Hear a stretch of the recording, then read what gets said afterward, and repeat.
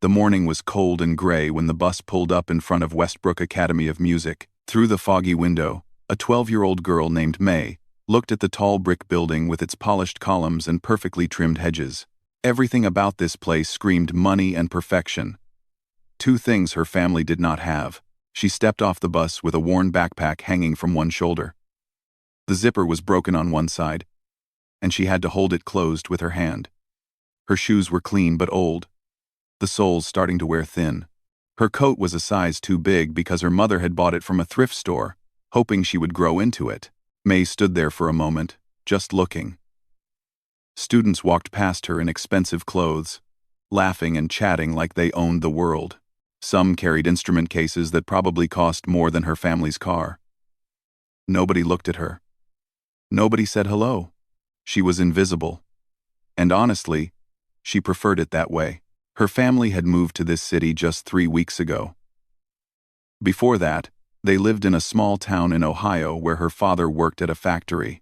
When the factory closed down, everything changed. Her father started looking for work, but jobs were hard to find. Her mother took on extra shifts at a laundromat. They sold most of their furniture and moved into a tiny apartment on the other side of the country where a distant relative had promised to help them get back on their feet. The only good thing that came out of all this mess was the scholarship. May had applied to Westbrook Academy months ago, never really believing she would get in. But somehow, she did. A full scholarship for students from low-income families. It was supposed to be a fresh start, a chance to keep learning music even when everything else was falling apart. But standing here now, looking at this place, she was not so sure. She walked through the front doors and immediately felt out of place. The lobby had marble floors and a giant chandelier hanging from the ceiling. Portraits of famous musicians lined the walls. A grand piano sat in the corner, polished so bright she could see her reflection in it. A woman at the front desk looked up and frowned slightly when she saw May. "Can I help you?" "I am the new student," May said quietly. "May Lynn. I am supposed to meet Mrs. Hartwell." "I am supposed to meet Mrs. Hartwell." The woman checked her computer, then nodded without smiling. "Down the hall, third door on your left. She is expecting you." May thanked her and walked down the long hallway. Her footsteps echoed on the hard floor. She passed practice rooms where students were playing violins and cellos. The music was beautiful, but it also made her nervous. These kids had been training at places like this their whole lives. They had private tutors and expensive instruments. What did she have? A second-hand keyboard, and a dream that felt more and more impossible with every step she took. She found the door with Mrs. Hartwell's name on it and knocked softly. "Come in," said a voice from inside. May opened the door and stepped into a small office filled with books and awards. Behind a wooden desk sat a woman in her 50s, with silver hair pulled back tightly and glasses perched on her nose. She was writing something and did not look up right away. May stood there awkwardly, waiting. Finally, Mrs. Hartwell glanced up. Her eyes moved over May slowly, taking in the worn backpack, the oversized coat, the nervous expression. Something flickered in her gaze. It was not warmth. It was not curiosity. It was something closer to disappointment. "You must be the scholarship student," she said. It was not a question. "Yes, ma'am, May Lynn." Mrs. Hartwell set down her pen and leaned back in her chair. "I will be honest with you, Miss Lynn. This academy has high standards, very high. Most of our students have been playing since they were 4 or 5 years old. They have competed internationally. They have won awards." She paused. "Do you understand what I am saying?" May nodded, even though the words stung. "Good. I do not want you to have unrealistic expectations. You are here because of the scholarship program, and we honor our commitments. But you will need to work harder than anyone else just to keep up. Do you think you can do that?" "Yes, ma'am," May said softly. Mrs. Hartwell studied her for another moment, then stood up. "Follow me. I will show you to your practice room." They walked through more hallways, past more doors, past more students who looked at May with curiosity or indifference. Finally, they reached a small room at the end of a corridor. Inside was an old upright piano, the kind you might find in a church basement. The wood was scratched, and some of the keys were yellowed with age. "This is where you will practice," Mrs. Hartwell said. "1 hour every day after classes.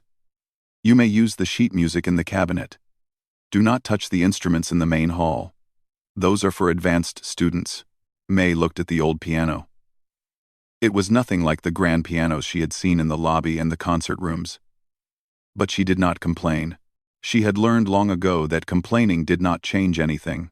"Thank you," she said. Mrs. Hartwell nodded curtly and left without another word. May stood alone in the small room. The silence was heavy.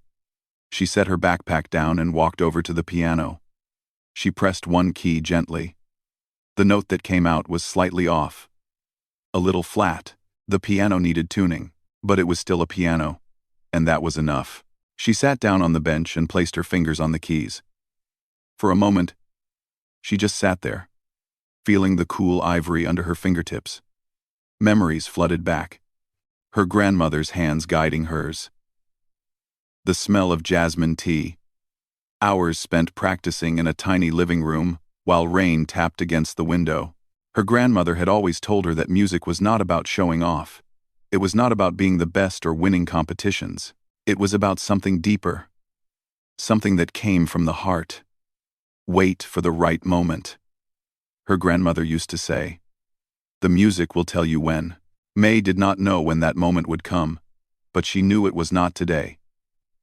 Today, she was just the scholarship girl in the old practice room with the out-of-tune piano. Today, she was nobody, but that was okay. She had been nobody before. She knew how to survive in the shadows. She knew how to wait. Outside the window, the gray sky began to clear, and a single ray of sunlight broke through the clouds. It fell across the piano keys like a quiet promise. May took a deep breath and began to play. Just a simple scale at first, then a few chords. The sound filled the small room. Imperfect, but alive.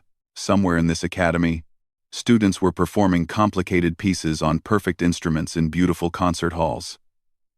Somewhere, teachers were praising their talent and predicting their bright futures.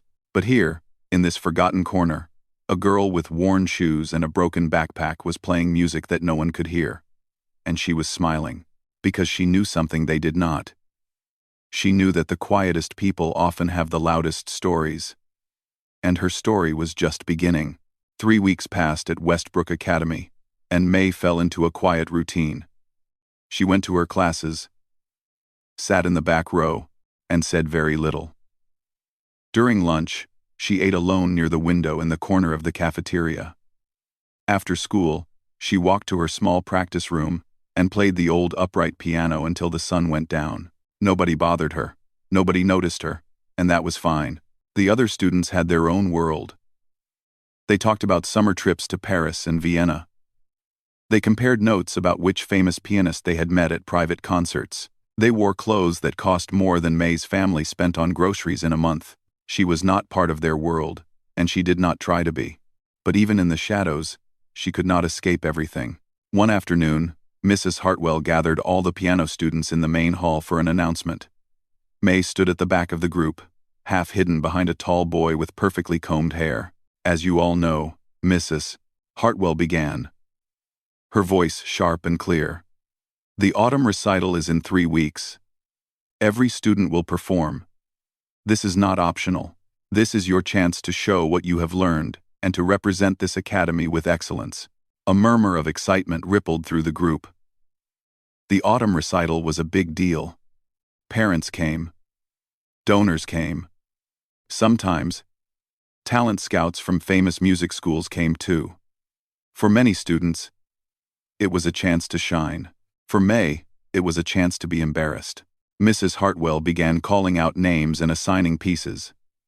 The advanced students got challenging works by Beethoven, Liszt, and Rachmaninoff. The intermediate students got Mozart and Schubert. Everyone seemed pleased with their assignments. Then Mrs. Hartwell reached the end of her list. Her eyes found May in the back of the room, and finally, Miss Lynn. Everyone turned to look at her. May felt her face grow warm. Mrs. Hartwell smiled. But it was not a kind smile. "Since you are still catching up with the rest of the class, I think something simple would be appropriate. How about Twinkle Twinkle Little Star?" The room went silent for a second. Then someone laughed. Then another. Soon, half the students were giggling and whispering to each other. May stood frozen, her hands clenched at her sides. She wanted to disappear. She wanted the floor to open up and swallow her whole, but she did not cry. She did not argue. She just nodded once and looked down at the floor. Mrs. Hartwell seemed satisfied. "Good, that will be all. You are dismissed." The students scattered, still laughing and talking. A few of them glanced at May with pity. Others smirked. One girl with long black hair walked past and muttered, "Maybe she can bring a teddy bear on stage too." May did not respond. She just walked out of the hall and kept walking until she reached her small practice room. She closed the door behind her and sat down at the old piano. For a long time, she just sat there, staring at the keys. That night, in the faculty lounge, the teachers were having coffee and talking about the recital. A younger teacher named Mr. Cho sat in the corner, grading papers. He did not say much, but he listened. Mrs. Hartwell was laughing about something. "You should have seen her face when I assigned her that nursery rhyme. Priceless." Another teacher, an older man with gray hair, shook his head. "Honestly, I do not know why we even accept these scholarship students. They drag down the average. They do not belong here. It is for the publicity," Mrs. Hartwell said. "The board likes to say, 'We are inclusive.' But between us, that girl will not last the semester." Mr. Cho looked up from his papers. "Have you heard her play?" Mrs. Hartwell waved her hand dismissively. "I do not need to. I know her type. No formal training, no discipline, no future. She is just taking up space." The older teacher chuckled. "You know what would be funny? Give her something impossible for the recital. Something that would really show everyone where she stands." Mrs. Hartwell raised an eyebrow. "What do you mean?" "I mean, instead of a nursery rhyme, give her something like Chopin's Ballade." No one. The room went quiet. Even Mr. Cho stopped writing. Chopin's Ballade, no. One was legendary. It was one of the most difficult pieces in the entire piano repertoire. Professional pianists spent years mastering it. It had destroyed careers. It was beautiful, but it was also brutal. Mrs. Hartwell laughed. "That is cruel. That is the point," the older teacher said. "Let her try. Let her fail in front of everyone. Then maybe she will finally understand that this is not the place for her." Mrs. Hartwell thought about it for a moment. Then she smiled. "You know what? Why not? It will be a good lesson for her. A lesson in reality." Mr. Cho frowned but said nothing. He was new at the academy. He did not have the power to argue with senior teachers. The next morning, May arrived at her practice room and found a new piece of sheet music on the piano. She picked it up and read the title, Ballade No. 1-inch G minor, Op. 23, Frédéric Chopin. Her heart stopped. She knew this piece. She knew it very well. Her grandmother used to play it on special occasions, filling their tiny living room with music so powerful it made May's chest ache. It was a piece about longing, about loss, about hope that refuses to die. It was also nearly impossible to play. May stared at the sheet music for a long time. She understood exactly what the teachers were doing. They wanted her to fail. They wanted to humiliate her in front of everyone. They wanted to break her. For a moment, she felt anger rising in her chest. It was unfair. All of it was unfair. She had done nothing wrong. She had worked hard. She had stayed quiet and caused no trouble, and still, they wanted to crush her. But then, slowly, the anger faded. Something else took its place. Something calm and steady, like a deep river flowing beneath the surface. Her grandmother's voice echoed in her mind. "Wait for the right moment. The music will tell you when." May looked at the sheet music again. Chopin's Ballade. The piece that had made her grandmother cry every time she played it. The piece that told a story of struggle and survival and quiet triumph. Maybe this was the moment. Maybe the teachers had just made the biggest mistake of their lives. May sat down at the old piano. She placed the sheet music on the stand, even though she did not really need it. She had memorized this piece years ago, listening to her grandmother play it over and over again. She took a deep breath and placed her fingers on the keys. Outside the window, clouds gathered in the sky. A storm was coming. But inside the small practice room, a different kind of storm was about to begin. May closed her eyes and started to play. Not for the teachers, not for the recital, just for herself, just to remember. And in that moment, she made a decision. She would play their game. She would take their impossible challenge. And when the time came, she would show them something they never expected. She would show them who she really was.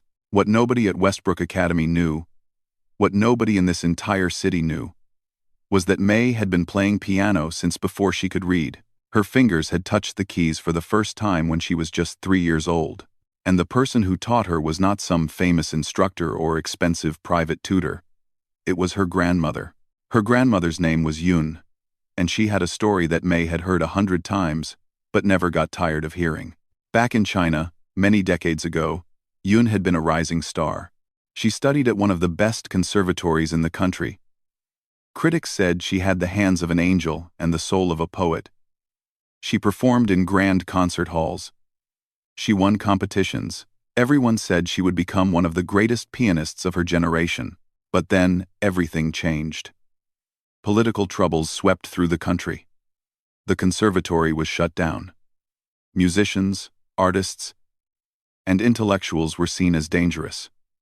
Yun's family lost everything. They had to flee in the middle of the night with nothing but the clothes on their backs. Yun never performed on a real stage again. She came to America with empty pockets and a broken heart. She worked in restaurants, in laundries, in factories. She married a kind man who worked as a cook. They had a daughter, who grew up and had a daughter of her own.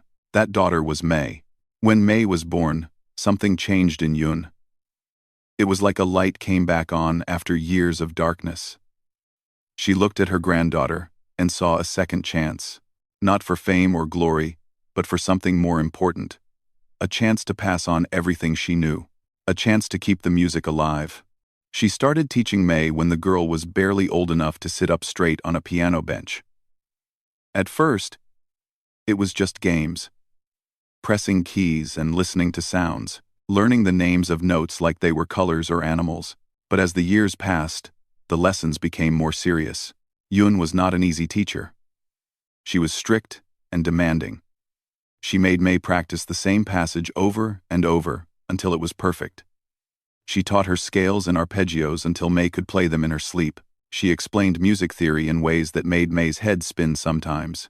But she was also patient and loving.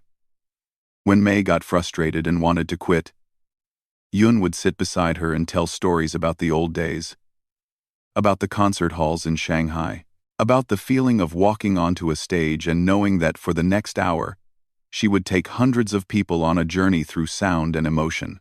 Music is not about being perfect, Yun would say. It is about being true. When you play, you must put your whole heart into it. Every note should mean something. Every silence should speak.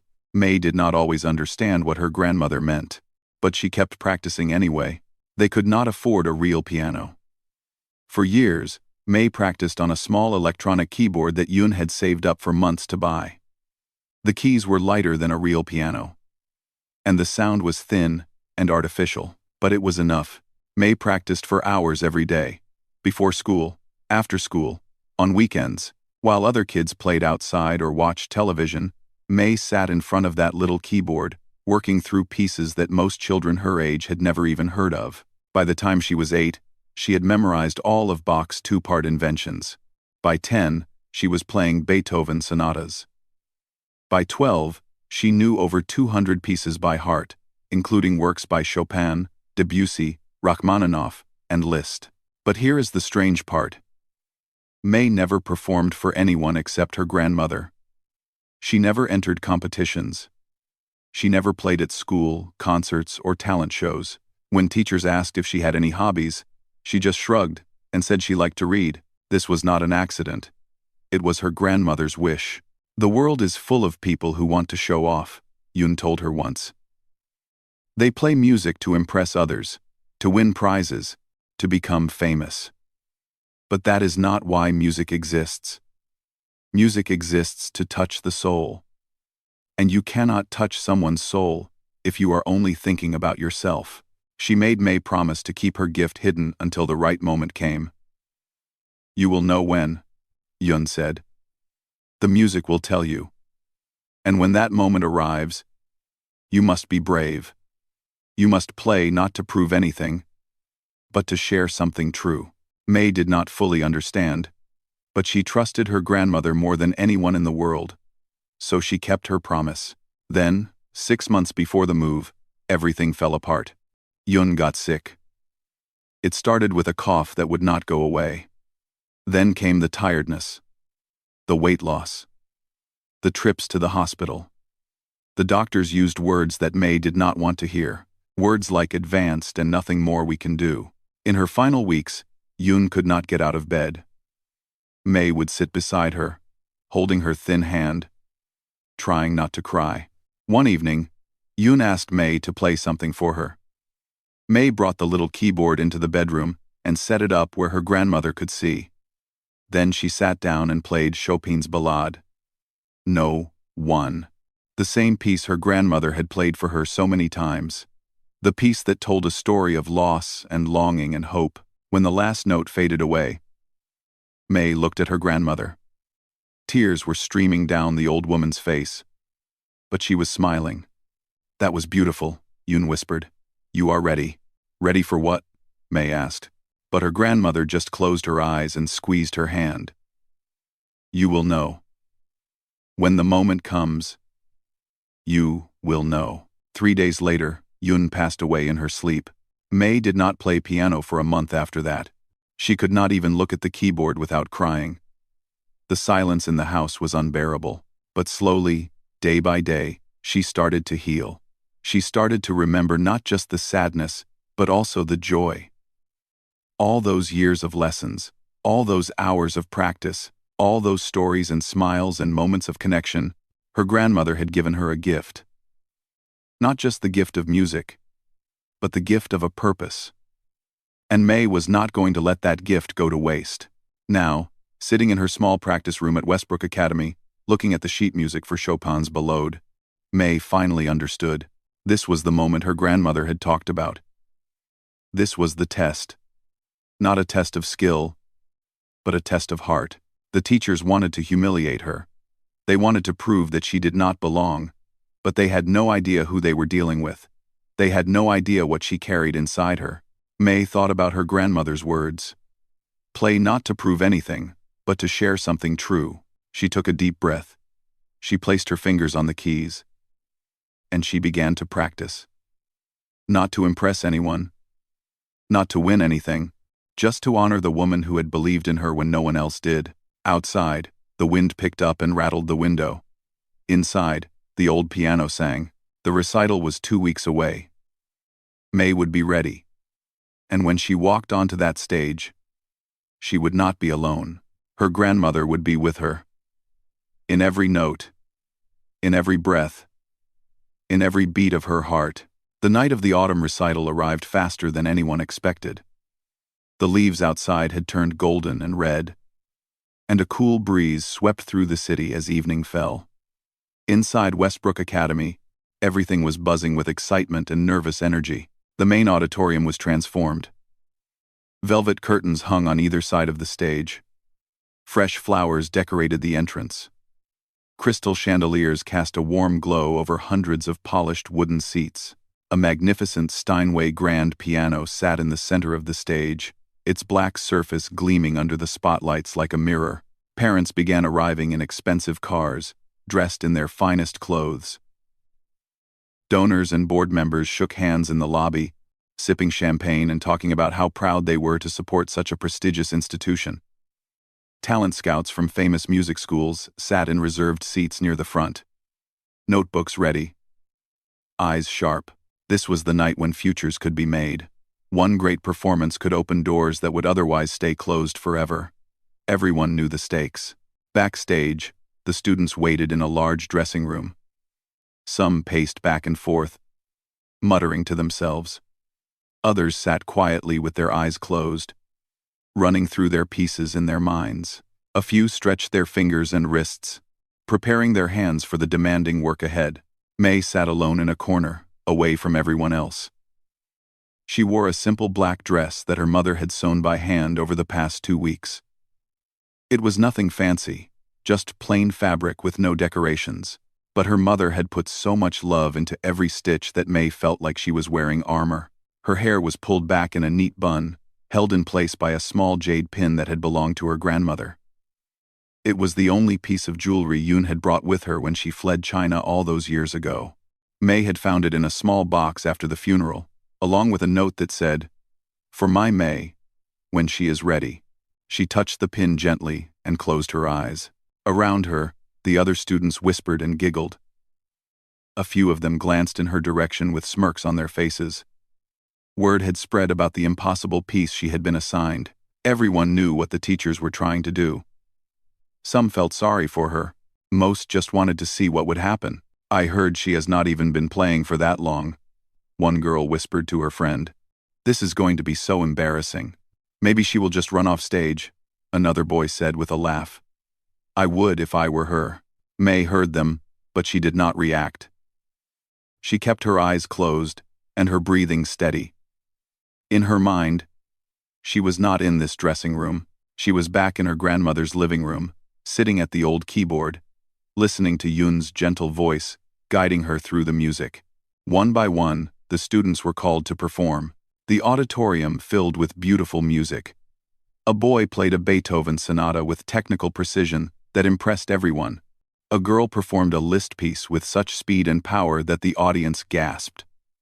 Another student played Debussy with dreamy elegance that made people close their eyes and smile. Each performance received warm applause. Parents beamed with pride. Teachers nodded with approval. The talent scouts made notes and exchanged glances. Mrs. Hartwell sat in the front row, right next to the older teacher who had suggested the cruel assignment. They watched each performance with satisfied expressions. Everything was going perfectly. As the evening went on, the list of performers grew shorter. May watched from the wings of the stage as student after student took their turn. Some were nervous and made small mistakes. Others were confident and flawless. All of them belonged here. All of them had trained their whole lives for moments like this. And then, finally, the announcer called her name. "Our final performer of the evening, Mei Lin." A murmur rippled through the audience. Some people checked their programs, confused. Who was this girl? Why was she performing last? The final slot was usually reserved for the weakest performer, a way to end the evening on a low note before the real stars were celebrated at the reception afterward. May stood up. Her legs felt shaky, but she forced them to move. She walked out of the wings and onto the stage. The lights were blinding. She could barely see the audience, just rows and rows of dark shapes stretching back into the shadows. But she could feel their eyes on her, hundreds of eyes, watching, waiting, judging. She walked slowly toward the piano. Her footsteps echoed in the silence. The Steinway looked enormous up close, much bigger than the old upright in her practice room. Its keys were perfect, white and black, waiting for her touch. In the front row, Mrs. Hartwell leaned over to the older teacher and whispered something. They both smiled. May reached the piano and turned to face the audience. She gave a small bow, just as her grandmother had taught her. Then she sat down on the bench and adjusted her position. For a moment, she just sat there. Her hands rested in her lap. Her eyes were fixed on the keys. The audience shifted uncomfortably. Someone coughed. A baby fussed in the back row before being quickly hushed. May did not move. She was not frozen with fear. She was remembering. She was gathering herself. She was calling up every lesson, every story, every moment of love and sacrifice that had brought her to this place. She thought about her grandmother's hands, wrinkled and gentle, showing her how to shape a phrase. She thought about the tiny apartment in Ohio, the rain on the window, the smell of jasmine tea. She thought about the promise she had made and the words her grandmother had spoken. Play not to prove anything, but to share something true. May took a deep breath. She raised her hands and placed them on the keys. The piano felt alive under her fingertips. It was not like the old upright in her practice room. This instrument was warm and responsive, ready to sing. She closed her eyes, and then she began to play. The first notes of Chopin's Ballade No. 1 floated out into the auditorium, soft and questioning, like a voice asking a question that has no easy answer. The melody unfolded slowly, gently, drawing the audience in before they even realized what was happening. May did not think about the teachers watching. She did not think about the talent scouts or the donors or the students who had laughed at her. She did not think about proving anyone wrong. She thought only about the music, about the story it was telling, about the emotions rising and falling like waves on an ocean. Her fingers moved across the keys with a certainty that surprised even her. The hours of practice, the years of training, the lifetime of love poured into this moment. Everything her grandmother had given her flowed through her hands and into the piano. The music grew stronger. The gentle questioning turned into something more powerful. Passion and pain intertwined, building toward something inevitable. In the front row, Mrs. Hartwell's smile slowly faded. Her eyes widened. She sat up straighter in her seat. Something was wrong. Or rather, something was very, very right. This was not the sound of a beginner struggling with an impossible piece. This was the sound of a master. The audience leaned forward in their seats. The talent scouts stopped writing and just listened. Parents exchanged confused glances. Who was this girl? May played on, her eyes still closed, her body swaying gently with the music. She was no longer in the auditorium. She was somewhere else entirely. Somewhere only the music could take her. And the Steinways sang. The music poured from the piano like water breaking free from a dam. It filled every corner of the auditorium, reaching into the hearts of everyone who listened. This was not just a performance. This was something else entirely. Something rare and beautiful and impossible to ignore. May's fingers danced across the keys with a grace that seemed almost supernatural. The Chopin Ballade unfolded in all its complexity, shifting from tender whispers to thundering storms and back again. She played the fast passages with breathtaking speed, never missing a single note. She played the slow passages with such deep emotion that people in the audience felt tears forming in their eyes without knowing why. In the front row, Mrs. Hartwell sat completely still. Her face had gone pale. Her hands gripped the armrests of her seat so tightly that her knuckles turned white. This could not be happening. This girl, this scholarship student, this nobody from nowhere, was playing one of the most difficult pieces in existence like it was as easy as breathing. The older teacher beside her stared at the stage with his mouth hanging open. He had taught piano for 35 years. He had trained students who went on to win international competitions, and he had never, not once, heard anyone play like this. The music reached the middle section of the ballade, where the melody transforms into something achingly beautiful. May leaned into the piano, her whole body moving with the rhythm. Her eyes were still closed. A single tear rolled down her cheek, but she did not wipe it away. She just kept playing.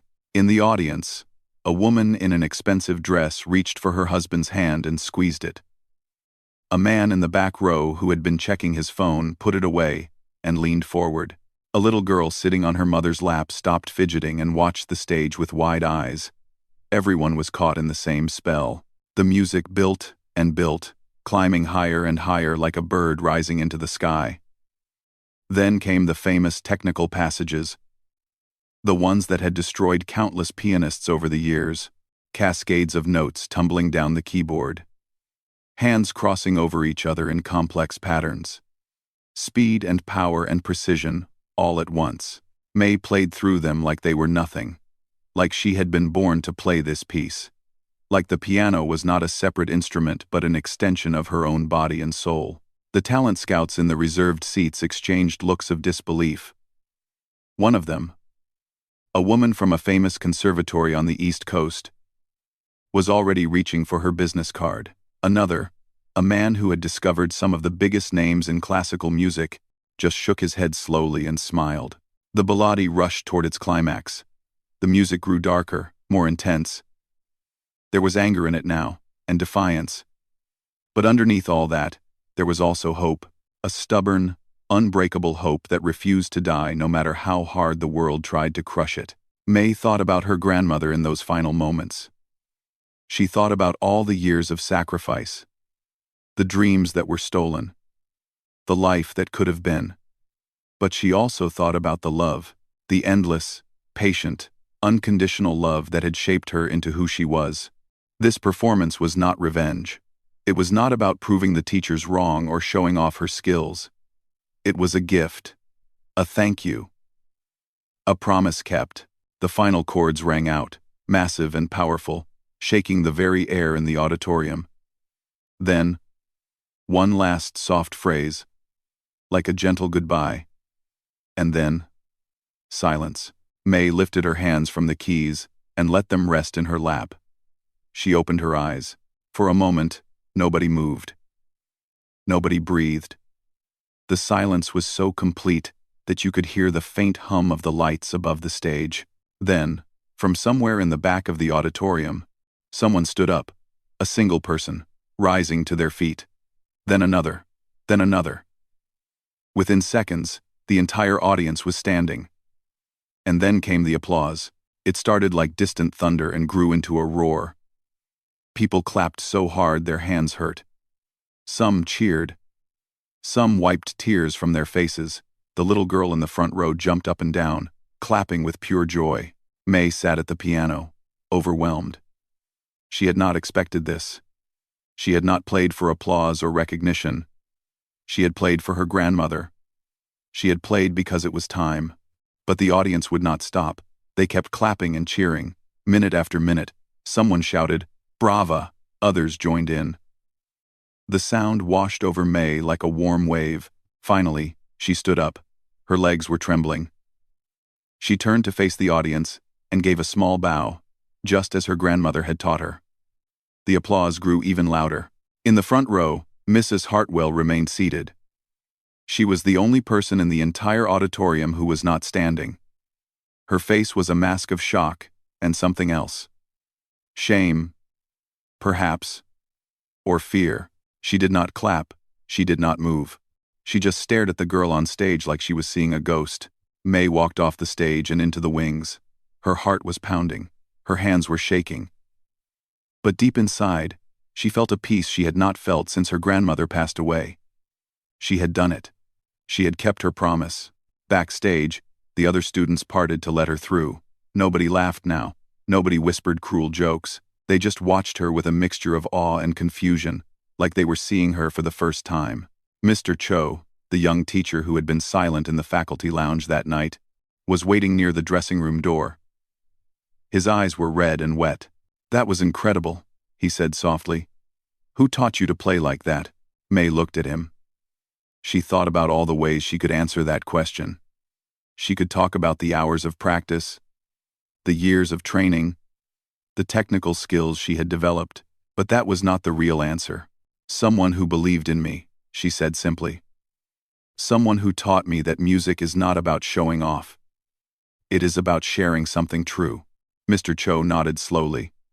He understood. The next hour was a blur. Talent scouts surrounded May, pressing business cards into her hands and asking questions about her training and her goals. Parents pointed her out to their children. Board members who had never noticed her before suddenly wanted to shake her hand. One scout, the woman from the conservatory on the East Coast, pulled her aside. "I have been doing this for 20 years, she said. "I have heard thousands of young pianists, but I have never heard anyone play with that much heart.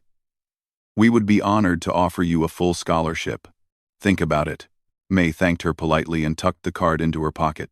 Later that night, after the crowds had gone and the auditorium was empty, May walked back onto the stage.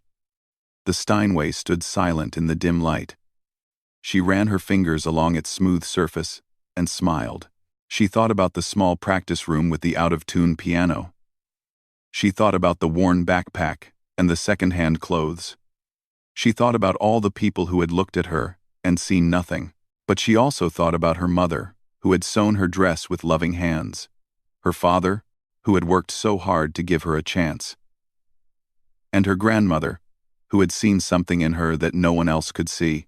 May reached up and touched the jade pin in her hair. "I did it, Grandma," she whispered. "I waited for the right moment. And the music told me when." A gentle breeze drifted through an open window, rustling the curtains on the stage. It almost felt like an answer. May smiled and walked out of the auditorium, into the cool night air. The stars were shining above, bright and endless. Her story was just beginning. But the first chapter had ended exactly as it should, with music, with truth, with love.